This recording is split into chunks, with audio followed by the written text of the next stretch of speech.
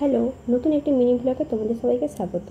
আজকে বানাবো egg roll. তো প্রথমে ময়দা আর সামান্য নুন আর পরিমাণ মতো জল দিয়ে ময়দাটাকে ভালো করে মেখে নিচ্ছি। দেখো ময়দা মাখতে গিয়ে আমার হাতের কী অবস্থা হয়েছে। তারপর সামান্য তেল দিয়ে 10 থেকে 15 মিনিট মতো ঢাকাতেই রেখে দেবো। এদিকে ততক্ষণে আমি দুটো ডিম ভেঙে তাতে নুন আর পেঁয়াজ দিয়ে ভালো করে ফেটে ভেজে নেব। তারপর আগে থেকে কেটে রাখা গাজর আর পেঁয়াজ কুচিগুলো সামান্য নুন আর টমেটো সস দিয়ে 2 থেকে 3 মিনিট ভালো করে ভেজে তুলে নেব।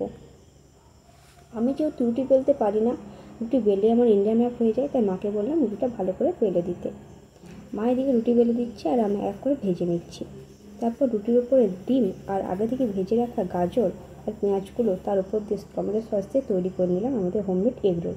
কেমন হয়েছে অবশ্যই জানিও, কমেন্ট করতে ভুলো না। আর হ্যাঁ, অবশ্যই সাবস্ক্রাইব করে দিও। তোমাদের সাবস্ক্রাইব আমার খুব প্রয়োজন, তোমাদের ভালোবাসা আমার খুব প্রয়োজন। নমস্কার।